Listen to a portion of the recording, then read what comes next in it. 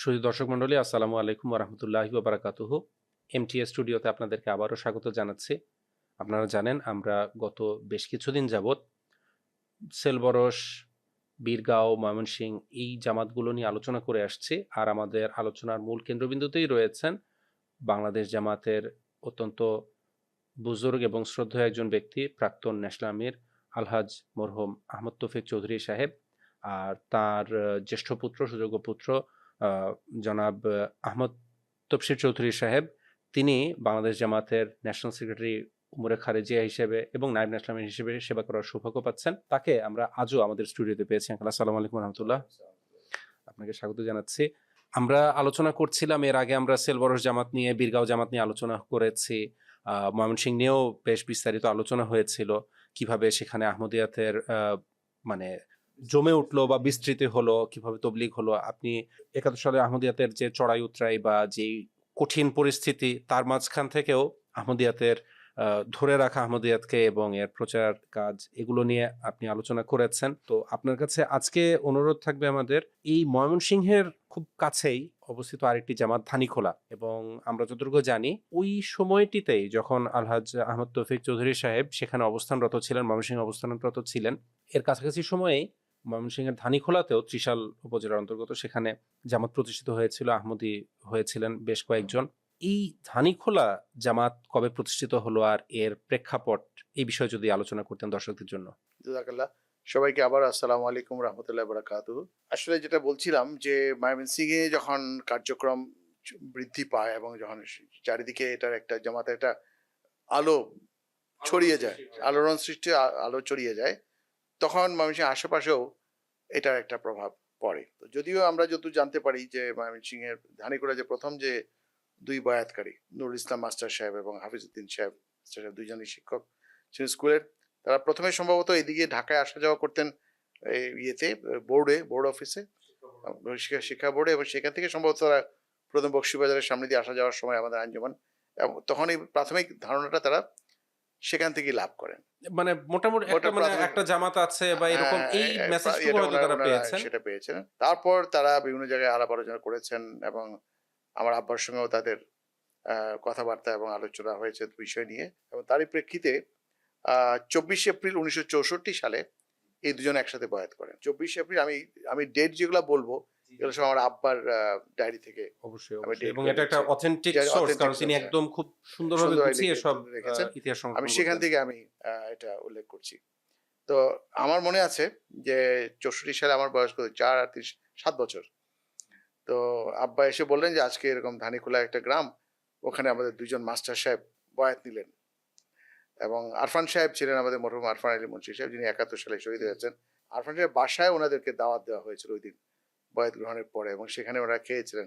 আব্বা ওনাদের সঙ্গে দুপুরে ওখানে আচ্ছা, খেয়ে তখনও এসেছেন। মানে তৌফিক চৌধুরী সাহেব তখনও সেলবরসেই না অবস্থান না না, করতেন। আচ্ছা, ময়মনসিংহ চলে আমরা তো এসেছেন। চলে আসছি 62-তে। আচ্ছা, জি জি জি। এটা 64 সালের ঘটনা। আচ্ছা। তো আরফান সাহেব বাসায় দাওয়াত ছিল, ওনারা খেয়েছেন, দুইজন নতুন বয়াতকারী ওই দিনই বয়াত নিয়েছেন আর কি। তো এরপরে যেটা ওই সময় বয়াতের উনি নিলেন 24 এপ্রিল 1964। ওই সময় আবার তার কয়েকদিন পরে 4 মে বয়াত নেন প্রিন্সিপাল আজহার আলী খান সাহেব, যার বাড়ি ছিল ব্রাডেরা শহরের উপকণ্ঠে। কিন্তু ওই যেহেতু সময়টা একই সময়, এই জন্য আমি তার নামটা উল্লেখ করছি। তিনি ময়মনসিংহ সিটি কলেজ স্কুলের শিক্ষক ছিলেন, এবং তিনি 4 মে 1964 সালে বয়াত নেন। তিনি আমারও শিক্ষক ছিলেন ব্যক্তিগতভাবে। আচ্ছা আচ্ছা। আমি 66 সালে যখন ওই সিটি স্কুলে ক্লাস 4-এ ভর্তি হই, তখন উনি ওই স্কুলের অলরেডি তিনি শিক্ষক। তো এই উনারা বয়াত নেন। তো যখন নুরুল ইসলাম সাহেব এবং হাফিজউদ্দিন সাহেব বয়াত নিলেন, এরপরে ওই এলাকায় একটা বিরাট আলোড়নের সৃষ্টি হলো। বিশেষ করে নুরুল ইসলাম সাহেব আগে তো স্কুল শিক্ষক, তারপরে তিনি আবার মোড়ল বাড়ির সদস্য, ওই ওখানকার। তো মোড়ল বাড়ি খুব একটা মানে সেই গ্রামের একদম মোড়ল বা মাথা হ্যাঁ, তারা হ্যাঁ, এবং সবচেয়ে। এবং ওরা শিক্ষিত। কারণ সেই মোড়ল বাড়ি থেকে কিন্তু আবুল কালাম শামসুদ্দিন সাহেব, যিনি তৎকালীন পাকিস্তান আমাদের দৈনিক পাকিস্তানের এডিটর ছিলেন, সম্পাদক, উনিও সেই উনাদের চাচাতো ভাই, নুরুল ইসলাম সাহেবের চাচাতো ভাই। তারপর ওনারা আরো এখানে অনেক শিক্ষিত পরিবার ছিল, তো যার ফলে ওখানে ওনাদের একটা সম্মান ছিল। তো সেই বাড়ি থেকে যখন একজন কাদিয়ানি হয়ে গেল, আহমদি হয়ে গেল, এটা খুবই বড় ধরনের একটা মানে ঝাঁকুনি তাদের জন্য তাদের সৃষ্টি করে। তাদের জন্য সৃষ্টি হয়। তো এইভাবে তখন এই ওখানে দিন রাত তবলিগ চলতে থাকে, আলোচনা এবং মানে আলোচনা স্বাভাবিকভাবে স্বাভাবিক মানুষজন এটা তখন নিয়ে প্রশ্ন করবে কি যে হয়েছে কি হলো। তো ওনারা তখন ময়মনসিংহ থেকে আহ্বান জানাতেন আসার জন্য। তো প্রধানত আব্বাই সেখানে যেতেন। কখনো মৌলানা এজাজ সাহেব যদি থাকতেন জি উনিও গিয়েছেন। মৌলানা সৈয়দ সৈয়দ আহমদ সাহেব আহমদ সাহেব যদি উনি কখনো ময়মনসিংহ এর মাঝে মাঝে ওনার পোস্টিং হয়েছে, যেহেতু আমি আগের আলোচনায় বলেছি যে তখন যে আমাদের মুরব্বীর সংখ্যা কম ছিল, জি ওনারা মানে বাই রোটেশন বিভিন্ন বাইরে বিভিন্ন জামাতে জায়গায় তারা তালিম তহবিলে কাজ করতেন করতেন, পার্মানেন্টলি খুব লম্বা সময় একটা জায়গায় থাকা হওয়ার থাকার সুযোগ হয় নাই। তখন ছিলেন মৌলানা এজাজ সাহেব ছিলেন, মৌলানা ফারুক সাহেব ছিলেন। হ্যাঁ, আর ওইদিকে সলিমুল্লাহ সাহেব, আবু তাহের সাহেব, ওনারা মোয়াল্লেম বা ওয়াকফিজুদ্দিন মোয়াল্লেম ওয়াকফিজুদ্দিন। কিন্তু সদর মুরব্বী আমার মনে হয় তখন তো অল্প কয়েকজন এই হাতে তো গোনাই আমাদের, হবে হ্যাঁ, মৌলানা মহিবুল্লাহ সাহেব ছিলেন। জি তো এরকম কয়েকজন ছিলেন। তো যে এজাজ সাহেবই অনেকবারই উনি ময়মনসিংহ ওনার আসা যাওয়া ছিল পোস্টিং হতো। তো উনিও গেছেন। তো আমার যেটা মনে আছে যে সারা রাত সেখানে তো আব্বা নাই, আব্বাকে তো ধানিখোলা উনি রাত্রে উনি বলে আজকে আর আসা হবে না। আচ্ছা উনি থেকে যেতেন ধানিখোলাতে, ধানিখোলা থেকে ওখানে তবলিগ হতো, সারা রাত তবলিগ হতো, পরের দিন সকালবেলা আসতেন। তো এই ধরনের একটা ইয়ে চলতে থাকে, যার ফলে দেখা গেল যে তার কিছুদিন পরে আহ, আমাদের জিয়াউল হক সাহেব এবং কাইমুস সুরাইম সাহেব ওনারা বয়াত নিলেন। ওনারা নিলেন 14 আগস্ট, অর্থাৎ 24শে এপ্রিল 64-তে নুরুল নুরুল ইসলাম ইসলাম সাহেব সাহেব, এবং হাফিজউদ্দিন সাহেব আর জিয়াউল হক সাহেব এবং কাইমুস সুরাইম সাহেব ওনারা আসলেন 14 আগস্ট 1964, মানে একই বছর 14ই আগস্টে হলেন। তো জিয়াউল হক সাহেব হচ্ছেন আমাদের এখন যে ধানিগুড়া জামাতের সদস্য আছে তোজাম্মল, তোজাম্মলের ফাদার ছিলেন। আর কাইমুস সালাম সাহেব হলেন আমাদের সরওয়ার মোর্শেদ, আমাদের ন্যাশনাল সেক্রেটারি ওয়াসায়া, তার পিতা। তারপরে এইভাবে চলতে থাকলো ধানিখোলায় তবলিগ তবলিগ চলতে থাকলো। এরপরে যেটা হয় 65 এর বেশ একটু সামান্য গ্যাপ যায়। তারপরে দেখা গেল আফজালুল হক সাহেব বয়াত নিলেন 27 আগস্ট 1965। তারপরে বছরখানেক পরে আর কি। 5 বছর পরে তারপর হাবিবুর রহমান সাহেব 3 সেপ্টেম্বর 1965। তারপরে হায়দার আলী সাহেব মাস্টার সাহেব, উনি শিক্ষক ছিলেন, উনি 10 সেপ্টেম্বর 1965।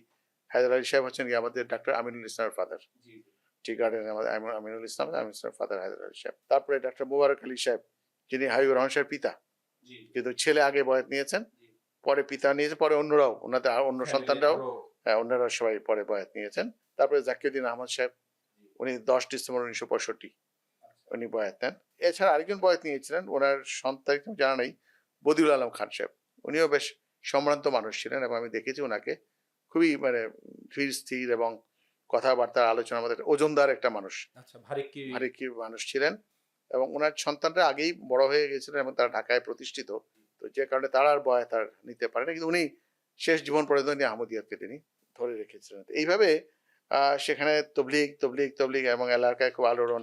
তারপরে দেখা গেল যে ঢাকা থেকে গেলেন, ঢাকা থেকে আমার যদ্দূর মনে পড়ে উবাইদুর রহমান ভূঁইয়া সাহেব, শহীদুর রহমান সাহেব, ওনারা যেতেন ওখানে ধানীখোলায়, এবং যে মুখালেফাত হচ্ছে জি এর মধ্য থেকে ওই সময় মানে ওনারা বিরোধিতাও তাহলে সেখানে কিছু হয়েছে বিরোধিতা হয়েছে এমন শুধু না, বিরোধিতা এমনই হয়েছে যে ওখানে আমাদের দুইজন তিনজনের চাকরি চলে গেল।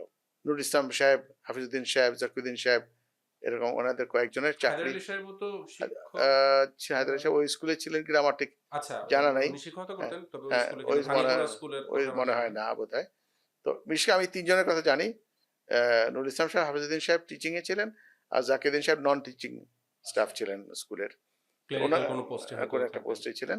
তো ওনাদের আহমদিয়াতের কারণে তাদের চাকরিচ্যুতি ঘটে আমাদের কারণে ওনাদের অথচ আপনিও জানেন বা আমারও যেহেতু কিছুটা মানে বছর দুয়েক সেখানে জামাতের খেদমত করার সুযোগ হয়েছে। আমি যতটুকু জানতাম এই মোড়লবাড়িরই উদ্যোগ ছিল ধানীখোলা যেই স্কুলটি এটি কিন্তু প্রতিষ্ঠায় মোড়লবাড়ির উদ্যোগ ছিল এবং মূলত মানে ফোরফ্রন্টে থেকে যদি উদ্যোগী হয়ে থাকেন নুরুল ইসলাম সাহেব কিন্তু ছিলেন। অথচ তাকে তার মানে বলা যায় তার প্রতিষ্ঠিত স্কুল থেকে তাকে মানে বের করে দেওয়া হলো বা চাকরি চলে গেল।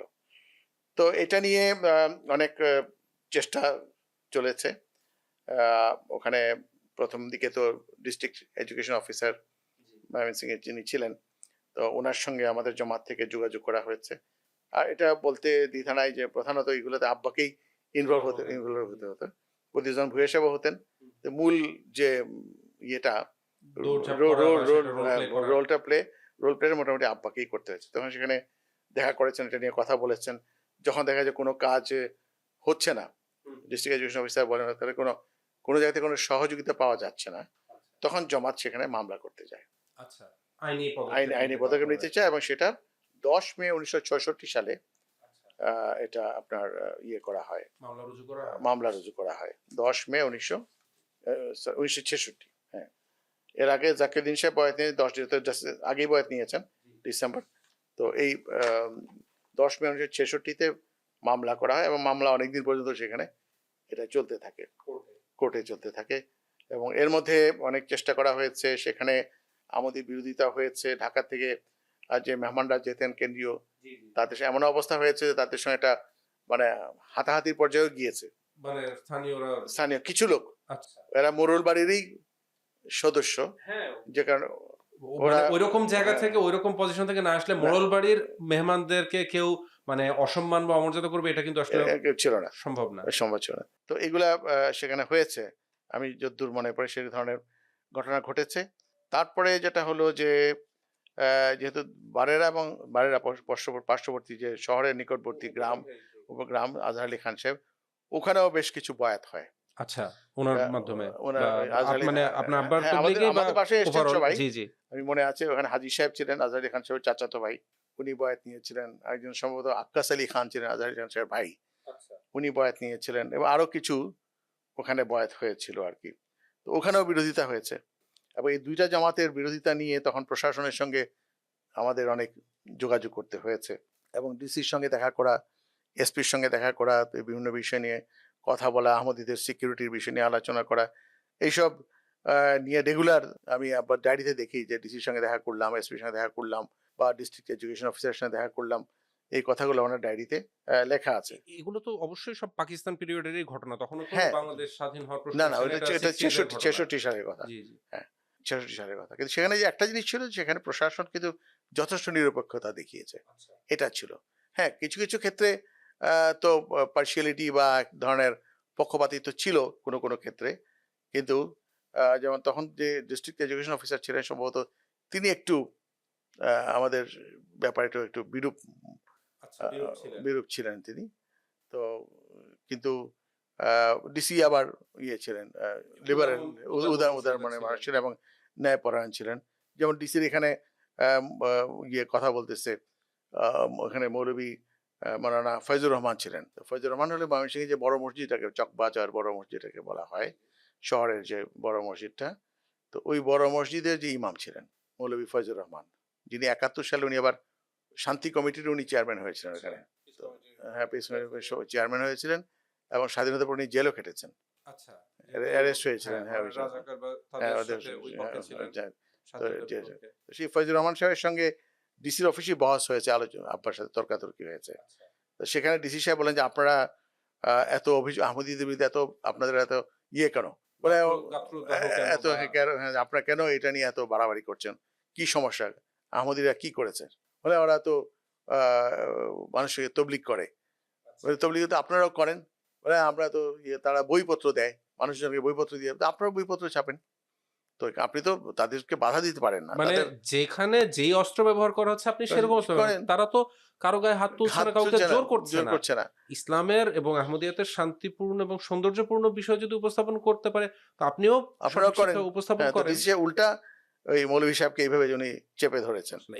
এটা অনেক বড় ব্যাপার যে এরকম পজিশন থেকে মানে এরকম একটা বোল্ড পদক্ষেপ নেওয়া, একটা মানে নিউট্রাল বা একটা ইনসাফপূর্ণ একটা ব্যবহার, যেটা আমরা আশা করি এবং যেটা আসলে উচিত। মুসলমান হিসেবে প্রত্যেক শাসকেরই এরকম হওয়া উচিত যে একটা নিরপেক্ষ অবস্থান নেওয়া। আসলে ওই যে এটা নিয়েছিলেন ডিসিরা তো সিএসপি ছিলেন, তো সিএসপি অফিসাররা যথেষ্ট জাদরেল হতেন, এবং তাদেরকে অনেক প্রভাবশালী এবং জেনে মানে বেঁচে নেওয়া হতো, ফ্যামিলি ব্যাকগ্রাউন্ড দেখা হতো।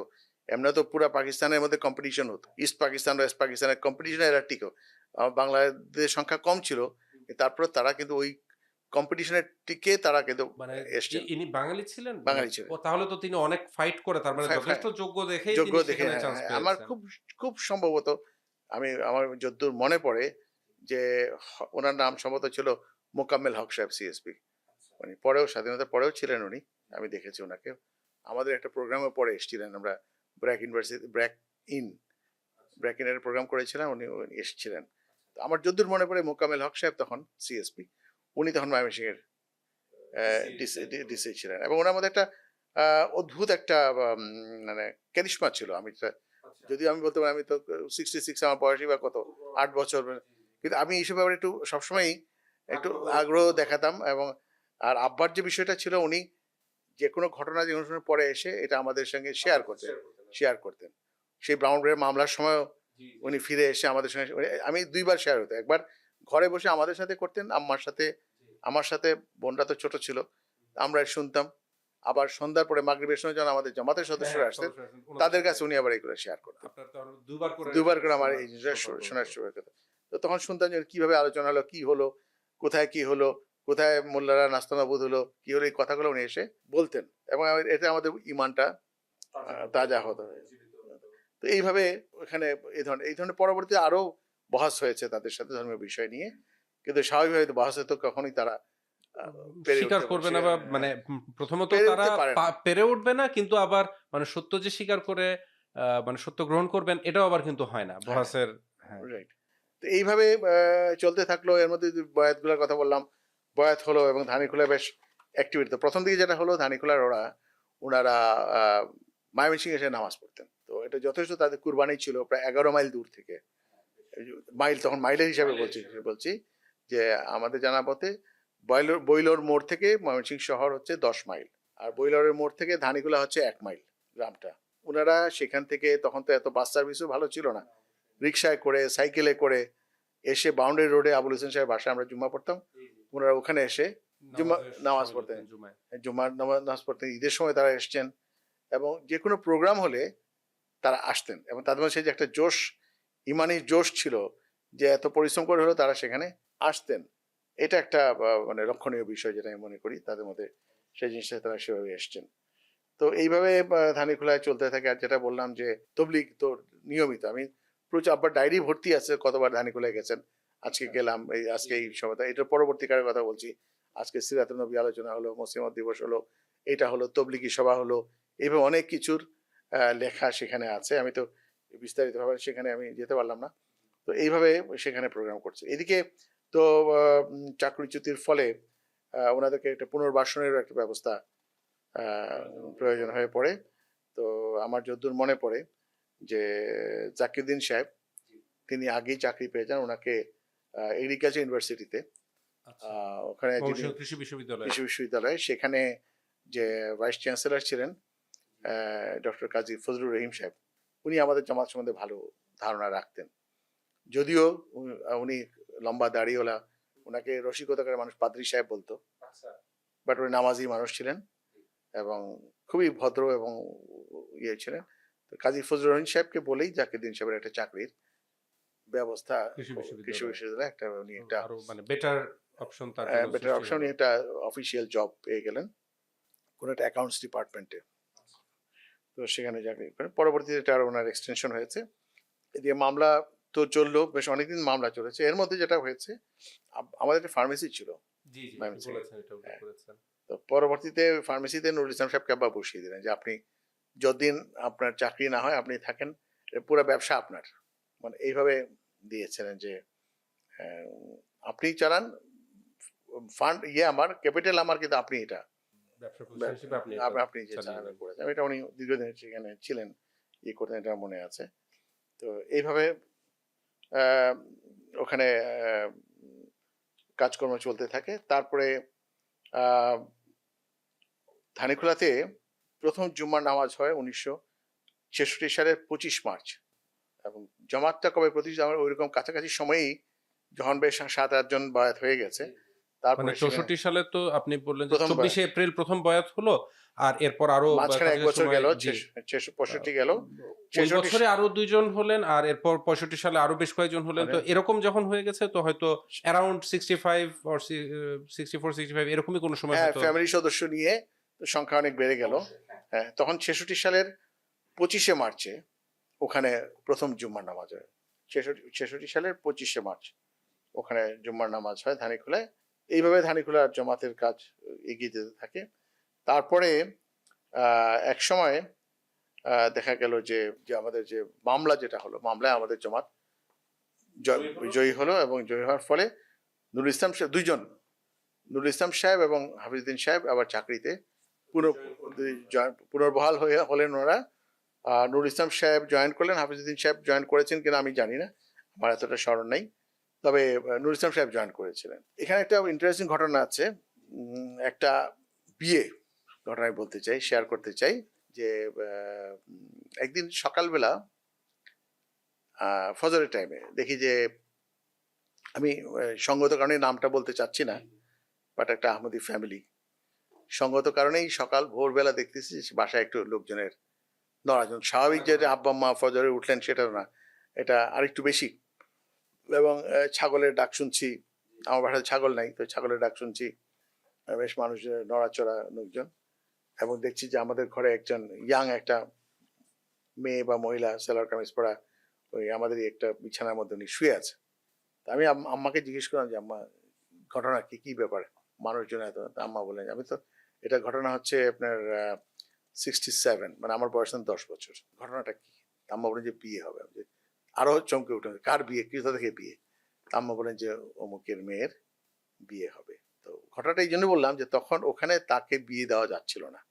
গ্রামের সমাজ মানে তাদের মোড়ল বাড়িরই লোকজন বা ইয়েরা যারা ওনাদের আত্মীয়স্বজনের মধ্যে ছিলেন, তারা বাধা সৃষ্টি করছিল যেখানে বিয়ে, তারা আহমদীদের কাছে বিয়ে দিতে তারা দিবে না। এবং ওইটা নিয়ে যখন বিয়ের প্রস্তাব নিয়ে আলোচনা করতে যখন আমাদের উবাইদুর রহমান ভূঁইয়া সাহেব বা শহীদুর রহমান সাহেব সহ যারা যেতেন, ওদেরকে তখন ওই বাধাটা তখনই দেওয়া হয়েছিল এবং একটা হাতাহাতির পর্যায়ে চলে গিয়েছিল সেই অবস্থা। তো তখন সিদ্ধান্ত হয় যে মেয়েকে ওখানে তো বিয়ে দেওয়া সম্ভব না, তো ময়মনসিংহে নিয়ে আসা হবে। রাতের অন্ধকারে, গভীর রাতে ওনারা পিতামাতা এবং আত্মীয় স্বজনরা এই আহমদী মেয়েকে নিয়ে ওনারা আমাদের বাসায় চলে আসেন। আর ওদিকে বর আগে থেকে আমাদের বাসায় ছিলেন, ঢাকা থেকে বর আসছেন, সাথে আরো যারা জমাতের লোকজন যারা আছেন ওনারা আমাদের বাসাতেই ছিলেন। তারপরে সকালবেলা আমার মনে আছে ওই বর যিনি হবু বর আর কি, উনি বেরিয়ে গিয়ে মার্কেট থেকে উনি শাড়ি কিনে আনলেন, কিছু কসমেটিক্স কিনে টিনে আনলেন, এনে উনি দিলেন এবং এখানে দুপুরবেলা বিয়ে হলো, বিয়ের পড়ানো হলো, বিয়ের এলান হলো, বিয়ে পড়ানোর খাওয়া দাওয়া হলো, খাওয়া দাওয়া করে তারপর কনে বিদায় হলেন। আচ্ছা, তো এটা একটা মানে সিগনিফিকেন্ট ঘটনা যে ওনারা আল্লাহর জমাতের জন্য, আল্লাহর জন্য ওরা কুরবানি করে ওনারা রাতের হয়তো মানে একটা বিয়ে যেরকম মানে মানুষ আশা করে যে অনেক আত্মীয় স্বজন ডেকে অনেক ঘটা করে করা হবে, কিন্তু ওনারা এটাকে কুরবানি করলেন যে আহমদিয়তের খাতিরে, আহমদের মধ্যে বিয়ে দেওয়ার কারণে তারা এই কুরবানিটা করলেন সংক্ষিপ্ত পরিসরে। এবং সেটা নিজের গ্রাম, নিজের এলাকা ছেড়ে শহরে এসে আরেকজনের বাসায়, জি, অন্য একটা বাসায় বাসায় এসে, যেটা স্বাভাবিকভাবে আপনি যেটা বললেন যে যদি মোড়ল বাড়ির সদস্য তারা মানে যেরকম প্রভাব প্রতিপত্তি আর রাখেন, তারা কিন্তু এই ধরনের বিষয়ে মানে কম্প্রোমাইজ করাটা খুব কঠিন জাগতিক এই বিষয়গুলোকে। তো এটা অনেক বড় কুরবানি তাদের জন্য অবশ্যই। এরকম অনেক ঘটনা আছে, সব এই মুহূর্তে আসলে তো চর্চার অভাবে অনেক কিছু মনে আসছে না। এরপরে আমি চলে যেতে চাই একইভাবে তখন, এবং রেগুলার ধানিখোলাতে রমজান মাসে দরস হতো, এবং ধানিখোলাতে ময়মনসিংহে দরস চালু হয়ে গেল, ধানিখোলাতে দরস হতো। ওখানে আমাদের যে ধরেন, আমি এটা একটা প্রশ্ন ছিল যে কোন বাড়িকে ওখানে কি ওই মোড়ল বাড়ি কেন্দ্র করেই নুরুল ইসলাম সাহেবের বাসা কেন্দ্র করে, কারণ তখনও তো মসজিদ হয়নি ধারণা করছে। হ্যাঁ, ওই সময়টা ঠিক কোথায় হতো, পরবর্তীতে আমি 71 সালে কিন্তু জাকিরউদ্দিন সাহেব অলরেডি জায়গা দিয়েছেন মসজিদের জন্য, মানে যেটা বর্তমানে বাড়িতে। হ্যাঁ, ওখানে একটা আমাদের ছনের ঘর করে মসজিদে বেড়া দেওয়া, ওখানে নামাজ হতো। 71 সালে ওখানেই নামাজ হয়েছে। আচ্ছা, তো তখন পর্যন্ত মানে হয়তো কারো বাসায় বা কোনো একটা জায়গায় কেন্দ্র করে হয়তো দরস, বা হয়তো জাকিরউদ্দিন সাহেব বাড়িতেই হতো, বা উনি এমনি খুব জোশিলা মানুষ ছিলেন জাকিরউদ্দিন সাহেব, তো হয়তো ওনার বাড়িতেই ওই ইয়েটা জুম্মার নামাজটা হয়তো ওখানে পড়ার ব্যবস্থা করা হয়, যে উনি এটা ঘর করে দেন আর কি তখন। এবং তখন আমাদের যেমন 71 সালে মাওলানা নুরুদ্দিন আফরাদ সাহেব, জি জি, ওনার নাম আমি শুনেছি অনেক, খুবই অমায়িক মানুষ ছিলেন এবং তিনি সেখানে পোস্টেড ছিলেন এবং সবার সাথে ওনার খুব সুন্দর সম্পর্ক। আমিও আমার যেহেতু ওখানে থাকা হয়েছে, আমি এটা শুনেছি, মানে ধানিখোলার লোকজন ওনার কথা খুব বলতেন, বলে যে উনি যেই সমাজের যেই শ্রেণীটা মানে কিছুটা থাকে, যদি মুসলমান সমাজ হলেও মানে কিছুটা হিন্দুয়ানি মানে ছাঁট তো আমাদের রয়ে যায়, আমরা যেখানে অচ্ছদ যেই গ্রুপটা থাকে যে আচ্ছা মেথর বা এরকম, ওই যে ধানিখোলা গ্রামের পাশে যে নদীটা গেছে, জি জি, সুতিয়া নদী, হ্যাঁ, ওই নদীর পাশে ওখানে গেছে একটা ইয়ে ছিল, হাটি বা পল্লী ছিল, যারা ওই যে মোচার বা চামার বা মেথর বা মুচি মেথর, হ্যাঁ শ্রেণী, হচ্ছে মুচাবাড়ি বা হ্যাঁ এরকম হ্যাঁ বলা হতো। ওরকম বাড়িতে। তো উনি তো আমি ওদের যখন উনি প্রতি সকালবেলা গিয়ে ওদের সাথে বসে এই বসে বসে গল্প করতেন, মানে কথা সালাম বলতেন, দিতেন, তাদের সালাদ সাথে দিতেন। মিশতেন। হ্যাঁ, এই জিনিসটা কিন্তু তারা মানে খুব মনে করতেন। বলে যে আহমদী মাওলানা যিনি এসেছেন, মৌলভী এখানে থাকছেন, তিনি কোনো ভেদাভেদ মানে ইসলামের যেই আসল শিক্ষা যে কোনো উঁচু-নিচু ভেদাভেদ নেই। আমরা সবাই সমান। এই জিনিসটা নুরুদ্দিন আফরাদ সাহেব সেখানে প্রতিষ্ঠা করেছেন। এটা কিন্তু খুব একটা খুবই ভালো এবং প্রভাব ছিল। অত্যন্ত উনি হাসিখুশি মানুষ ছিলেন। রসিকতাও করতেন। হ্যাঁ, আমরা যদি ছোট ছিলাম কিন্তু কোনোদিন আমাদেরকে উনি তুমি বলেননি, আপনি বলতেন। আমরা তো খুবই ছোট ছিলাম। তো এইভাবে উনি তো ৭১ সালে যখন আমি একটু এখন আলোচনা করতে চাই ৭১ সালটা নিয়ে যে আমি কিছুটা আলোচনা আমার আগের ময়মনসিংহের ইতে করেছি। বাট এইজন্য এখানে আলাদাভাবে করতে চাই যে ওই সময় মাওলানা নুরুদ্দিন আফরাদ সাহেব উনি ধানীখোলায় পোস্টেড ছিলেন তখনও 71 এ। ধানীখোলা এবং তার আশপাশের যে এলাকাটা ওখানে কাঁঠাল, দরিরামপুর, ত্রিশাল এবং যে যত এই যে আশেপাশে যতগুলো গ্রাম ছিল সেখানে তো প্রচুর শহরের মানুষের আশ্রয়স্থল ছিল এটা। শহর যুদ্ধের কারণে। যুদ্ধের কারণে ৭১ সালে পাকিস্তান আর্মির ভয়ে আশেপাশে শহর থেকে যত লোক এই গ্রামগুলোতে তারা আশ্রয় নিয়েছিলেন। এবং যেহেতু আহমদিয়াতের কারণে যেহেতু আহমদি জামাতের একটা প্রতিষ্ঠিত আহমদি জামাত সেখানে আছে সেই জন্য আমরা সহ অনেক আহমদি ময়মনসিংহের আমরা কিন্তু ধানীখোলায় এসে আশ্রয় নিই। তো আমরা যেমন প্রথমে এসে আশ্রয় নেই জাকিউদ্দিন সাহেবের বাড়িতে। আর তারপরে আসে ওখানে স্কুল ছিল। অনেক আহমদি এসে ওই স্কুলেও অবস্থান আশ্রয় নিয়েছেন, থেকেছেন। এরকম কারো কারো বাড়িতেও কেউ উঠেছেন এরকম। সবার বাড়িতে গ্রামের বাড়িতে তো জায়গার এক্সট্রা ঘর তো নাই কারো থাকার। অবশ্যই। মানে তারা একেবারে যতটুকু প্রয়োজন ততটুকুই করেন। বেশি তো বেশি থাকে না করে না। এরকম। আগে কি হতো গ্রামের সাথে তো একটা বড় ঘর থাকতো। আমরা যেটাকে মানে মাস্টার বেড বলতে পারি। তখন তো একটাই বড় ঘর ছিল। ওই বড় ঘরেরই অনেক বড় ছিল সেখানে একটা বড় খাট থাকতো। যে বাড়ির কর্তা-কর্ত্রী থাকতেন। আর হয়তো এক্সটেন্ডেড পাশে হয়তো একটা সিঙ্গেল খাট বা সিঙ্গেল বাচ্চারা কেউ থাকতো। আর আরেকটা ঘর হয়তো সামনে থাকতো যেখানে হয়তো আ বাড়ির মুরুব্বি বা এরকম আর থাকতো বৈঠকখানার সামনে থাকতো। এই তো ছিল মোটামুটি। আমরা ওইভাবেই ওখানে এক্সট্রা ঘর বলতে তেমন ছিল না। যাই হোক যাই ছিল সেখানে একটা রুমে আব্বা আম্মা থাকতেন। আমার ছোট বোন ২ জন থাকতো। আমি জাকিউদ্দিন সাহেবদের যে ঘর যেটা ওনারা যেখানে থাকতেন সেখানে একটা বিছানার মধ্যে সিঙ্গেল বিছানায় আমি থাকতাম। এইভাবে তারপর কফিলুদ্দিন আতা সাহেবের কথা বলেছি। যিনি ওই যে আনন্দমোহন কলেজের প্রফেসর ছিলেন মানে লেকচারার মহসিন জি, জি। হ্যাঁ। লেকচারার ছিলেন কফিলুদ্দিন আতা সাহেব। যার পিতা সন্দীপের মুক্তার সাহেব নামে পরিচিত জাহিদুর রহিম মুক্তার সাহেব। পাকিস্তান আর্মি যাকে মেরে ফেলেছিল ওই মানে স্বাধীনতার সংগঠক ছিলেন তিনি। তো উনারাও একটা ঘরে থাকতেন। তো এগুলো এমন যে এগুলো আসলে গ্রামে তো এগুলো এমন এগুলোর কোনো দরজাও ছিল না। পর্দা টানিয়ে দেয়ালের মতো বা একটা পর্দা টানিয়ে পার্টিশনের মতো করা পার্টিশন দিয়ে হচ্ছে। পর্দা টানিয়ে সেখানে পর্দা জি। কাপড়ের পর্দা দিয়েই ওখানে তো চুরি ডাকাতি তো কোনো না এটা ব্যাপার ছিল না হ্যাঁ। যে কারণে ওইভাবেই থাকা হয়েছে। আর আমাদের পাশে নুরুল ইসলাম সাহেবদের বাড়ি যেটা মোড়ল বাড়ি সেখানে মানে অনেকগুলা ঘর শরিকান্ত অনেক তো সেখানে ওই যে আবুল কালাম শামসুদ্দিন সাহেবেরই একটা বিল্ডিং ছিল আচ্ছা। আর পাকা বাকি পাকা পাকা বিল্ডিং আর বাকিগুলো সব টিনের ঘর ছিল তুমি বোধহয় দেখছো মোগলের বাড়ির জি, সামনে জি। একটা বৈঠকখানা ছিল জি। বাংলা ঘর ছিল সামনে হ্যাঁ, হ্যাঁ, ওই বাইর বাড়ি বা বাইরের বাহির বাড়ি বাড়ি তো বলতো আর হ্যাঁ মতো বাইরের এটা বাড়ি বলতো হ্যাঁ হ্যাঁ, ছিল বিচার সালিশ বা হ্যাঁ আলোচনা এখানে মানে বৈঠক এখানে ঘরের মতো আরকি। মতো ছিল তো আবুল কালাম শামসুদ্দিন সাহেব বাড়িতে আবার এগ্রিকালচার ইউনিভার্সিটির ভাইস চ্যান্সেলর কাজী ফজলুর রহমান সাহেব জি, জি। তারপরে আরেকজন পরবর্তী উনি ভাইস চ্যান্সেলর হয়েছিলেন প্রফেসর মুসলিউদ্দিন আহমদ সাহেব এবং আরেকজন ডক্টর শামসুল ইসলাম সাহেব ওনারা তিনজন ওনাদের তিনজন ফ্যামিলি নিয়ে এই আবুল কালাম শামসুদ্দিন সাহেব বাড়িতে ওনারা উঠেছিলেন তো যার ফলে ওই সময় খুব তবলিগ হতো আব্বাও ছিলেন ওনারা আগের পরিচিত ছিলেন হঠাৎ করে গিয়ে পেয়ে গেলাম ওদেরকে আমরা আচ্ছা। তো ওনাদের ফ্যামিলির সঙ্গে আমাদের পরিচয় ছিল তো যার ফলে যাওয়ার পরে ওখানে একটা বেশ ভালোই সময় মানে একটা মজমা যেটা বলি হ্যাঁ আমরা মানে এরকম একটা জমাট খুব আহ, ভালো একটা অবস্থার সেখানে সৃষ্টি হলো এবং অনেক আলোচনা ধর্মীয় আলোচনা হতো আর আরেকটা ইন্টারেস্টিং বিষয় হলো যারা এতদিন বিরোধিতা করেছিলেন জি, এই যে মোড়র বাড়ি থেকে তো বিরোধিতা হয়েছিল জি, জি। তাদের বিরোধিতা তখন তারা আর ওরকম বিরোধিতা নাই তারা বুঝতে পেরেছেন জানতে পারেন নুরুল ইসলাম সাহেব কোনো খারাপ কাজ করেন নাই অর্থাৎ উনি যে একজন ভালো মানুষ উনি যে কোনো খারাপ সিদ্ধান্ত ভালো সিদ্ধান্ত নিয়েছেন এটা ততদিনে ওনার যে কাজিনদের মধ্যে ভাই স্বীকার না করলেও এটুকু উপলব্ধি তাদের এসেছে তাদের যে আচার তার আচরণেও সিদ্ধান্তটা সেটা হ্যাঁ এবং তারা সেইভাবেই তাদের আবার নতুন করে আগের মতোই সম্মান দেওয়া শুরু করেছে এবং এই যে আমরা যে গেলাম আমাদেরকেও তারা যথেষ্ট ওয়েলকাম করেছে আচ্ছা। সেই আমরা খুব ভালোভাবে ওয়েলকাম করেছেন এবং কিছুদিন পরে ওই ইয়েরা যখন কৃষি বিশ্ববিদ্যালয়ের ওনারা যখন চলে গেলেন ময়মনসিংহ ফিরে, ভাইস চ্যান্সেলর সাহেব ওনারা, তো ওই বাড়িতে আমরা ওখানে শিফট করলাম, জাকিরুদ্দিনের বাড়ি থেকে আমরা তখন মূল বাড়িতে ওখানে আমরা শিফট করলাম। তো ওরা খুবই মানে ভালো, আমি যেটা ভালো মানুষের যেটা ভালোটা স্বীকার করতে হয়। তো এবং ওখানে তারা ওর যে সেক্রেটারি সাহেব ছিলেন বলা হতো নুরুল ইসলাম সাহেব চাচাত ভাই, উনিও খুবই আমি দেখছি আব্বার সঙ্গে বিভিন্ন আপনি আলোচনা করতেন। আমাকে একবার বলছিলেন কথা প্রসঙ্গে গল্প চলে যে ওখানে বসে যদিও তারা হ্যাঁ, মুসলিম হ্যাঁ, লীগার মুসলিম, ছিলেন হ্যাঁ, কিন্তু আপনারা ওখানে স্বাধীন বাংলা স্বাধীন বেতার বাংলা শুনতেন। শুনতাম, হ্যাঁ ঠিক। এবং ওই বাড়িতে বসে আমরা স্বাধীন বাংলার, আমরা নির্ভয়ে, আমরা নির্দ্বিধায় আমরা স্বাধীন বাংলা শুনেছি সেখানে বসে। ওরা মুসলিম লীগ করতো কিন্তু কোনোদিন ওরা এই বিষয় নিয়ে তারা কোনোদিন আমাদের সঙ্গে কোনো রকম ইয়ে করে নাই যে আপনারা কেন শুনেন বা কি বা শোনা যাবে না এরকম না, কিছু ইম্পোজ কোনোদিনও না। করেন নাই। যে মানে তো অতিথি হিসেবে অতিথির সম্মান তারা সম্মান মর্যাদা এবং তারা স্বাভাবিকভাবে তারা করেছেন। করেছেন। তো এইভাবে ওরা খুবই ভদ্র, এবং যদিও এটা মুসলিম লীগ পরিবার কিন্তু তারা এবং মানুষজনকে আশ্রয় দিয়েছে, এই জিনিসগুলো আমি মনে করি যে এখানে একটা উল্লেখের বিষয় আছে। তো এইভাবে তো ধানিখোলা চললো। এরপর আমি লাস্টে আমি যে বিষয় আনতে চাই সেটা হচ্ছে 2004 সালের বিরোধিতা।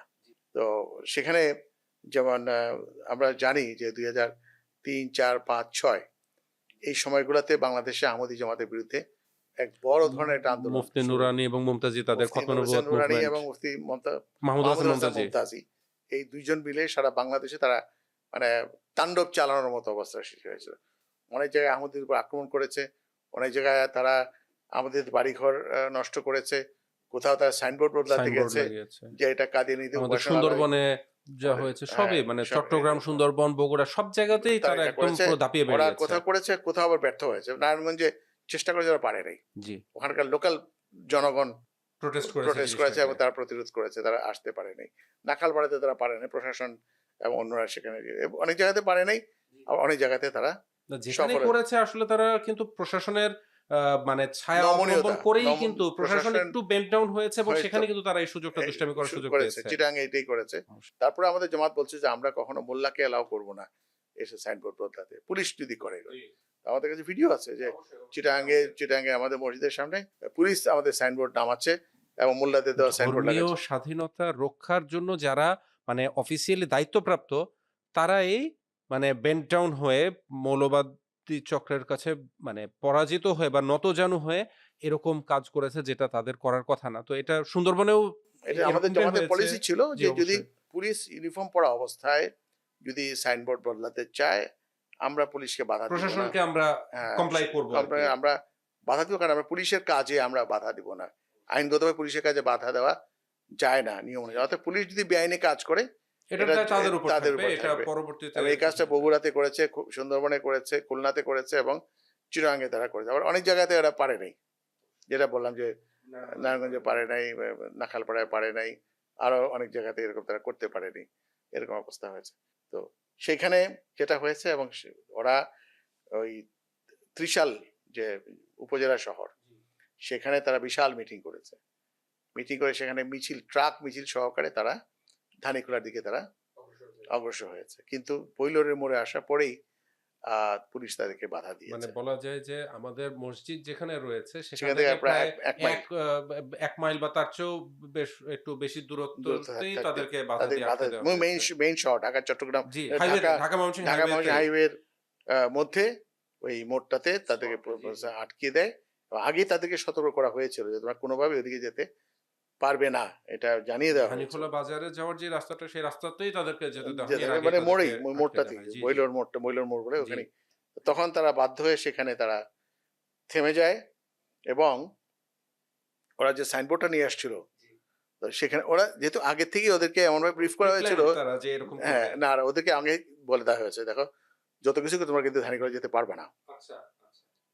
তোমরা ওখানে যেতে পারবে না, এটা তোমাদের কোনোভাবেই অ্যালাউ করা হবে না, তোমাদের যা করার এই বইলোর মোড় পর্যন্ত। তখন ওরা সাইনবোর্ডও লিখে নিয়ে আসছে এখান থেকে 1 মাইল দূরে কাদিয়ানীদের আস্থানা। এটা আগে জানা না থাকলে তো লিখে আনতে পারে না। এখান থেকে 1 মাইল দূরে ধানীখোলা গ্রামে কাদিয়ানীদের আস্থানা, এটাকে মসজিদ বলে কেউ বিভ্রান্ত হবেন না। হ্যাঁ, এই ধরনেরই কিছু কথা তারা লিখতো কাদিয়ানীদের অন্যান্য উপাসনালয়, জেলাতেও। কাদিয়ানী জি, জি। উপাসনালয়, এটাকে মসজিদ বলে কেউ বিভ্রান্ত হবে না, এই ধরনের একটা সাইনবোর্ড লিখে ওরা তখন ওই বৈলরের মোড়ে একটা গাছের মধ্যে ওরা এটাকে একটা আম গাছে একটা করে একটা গাছের মধ্যে ওরা এটাকে টুকে রেখে যায়। তো ভেরি ইন্টারেস্টিং, এটা আল্লাহ তাআলার এর মুজিজা জানেন। এরপরে তো ওরা চলে গেল, আমরাও চলে আসলাম। ওরা ওদের মিশন ব্যর্থ বলা যায় আল্লাহর ফজলে। তারপরে তো আমরা চলে আসি। অনেকদিন পর্যন্ত এই সাইনবোর্ডটা ছিল গাছের মধ্যে, এবং আমরা যখন ঢাকা ময়মনসিংহ আসা যাওয়া করতাম গাড়িতে করে বা বাসে করে, আমরা দেখতাম যে সাইনবোর্ডটা এখানে লেখা ঝুলছে। আস্তে আস্তে আস্তে দেখা গেল যে গাছের পাতাটা মরতে শুরু, গাছটা মরে গেল আস্তে আস্তে, পাতাগুলো শুকাতে থাকলো, গাছটা শুধু একটা শুষ্ক গাছ হয়ে গেল, মরা একটা গাছ হয়ে গেল।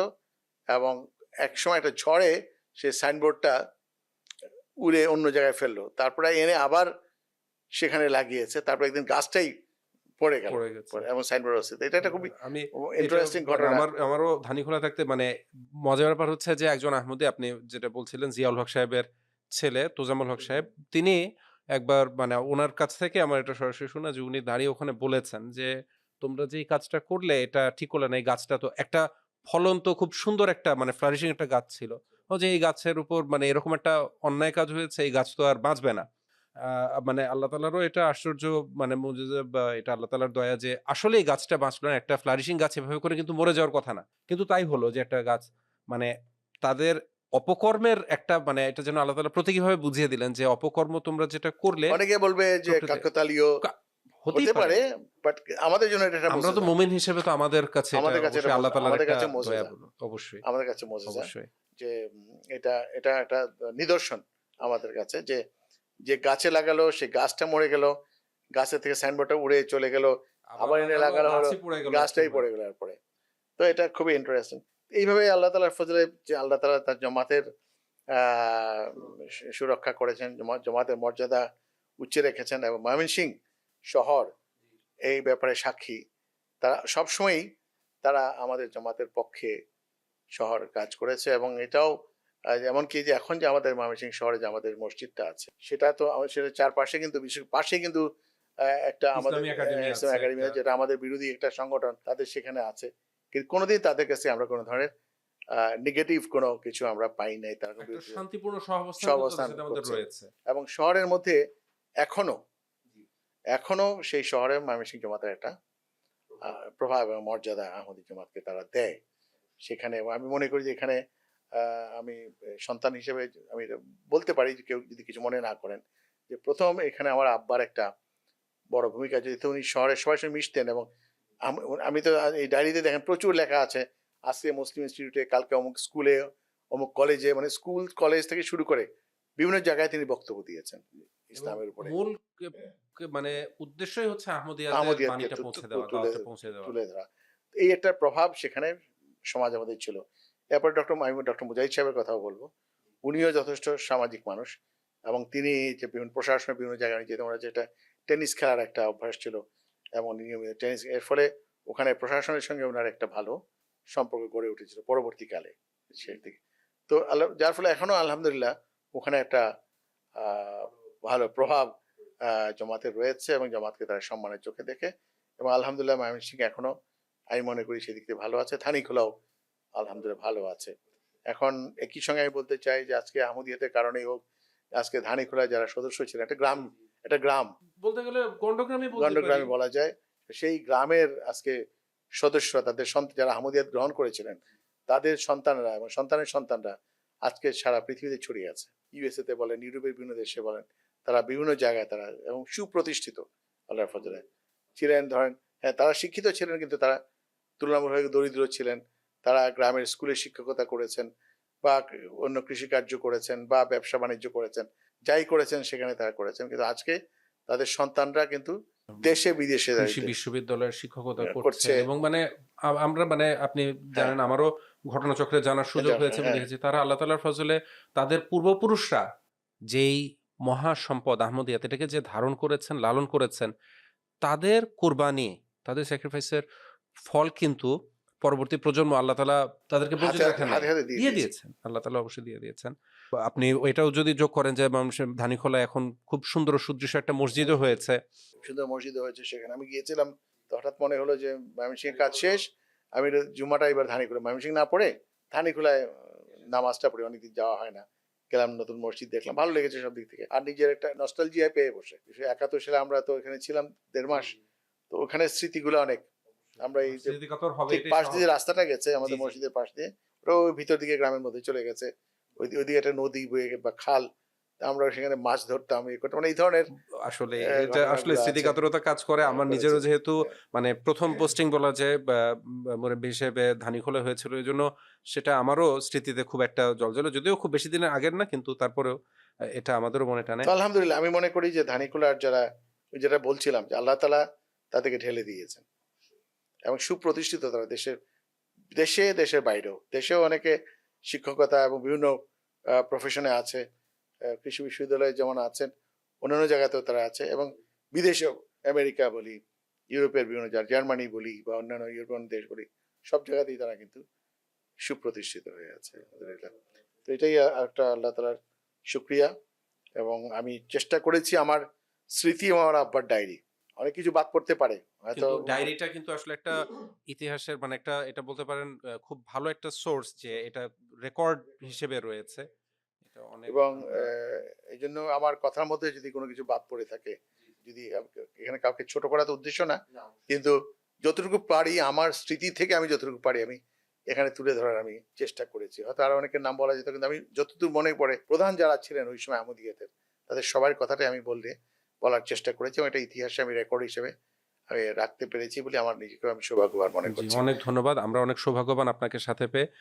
দর্শক, আমরা বারবার এই যে পডকাস্ট সিরিজ ছিল আমরা আলোচনা করছিলাম সেলবরস, বীরগাঁও, ময়মনসিংহ, ধানীখোলা এই জামাতগুলোর ইতিহাস নিয়ে। আমাদের কিন্তু মূল আলোচনার উদ্দেশ্য ছিল ব্যক্তি বন্দনা না, বরং আহমদিয়াতের জন্য যারা কুরবানি করেছেন, ত্যাগ স্বীকার করেছেন, হযরত আকদাস মসিহ মাউদ আলাইহিস সালামের বাণী প্রচার করেছেন, পৌঁছে দিয়েছেন, যা মূলত হযরত মুহাম্মদ রাসূলুল্লাহ সাল্লাল্লাহু আলাইহি ওয়াসাল্লামের বাণী। কারণ হযরত মসিহ মাউদ আলাইহিস সালাম রাসূলুল্লাহ সাল্লাল্লাহু আলাইহি ওয়াসাল্লামেরই নিষ্ঠাবান দাস এবং সেবক ছিলেন।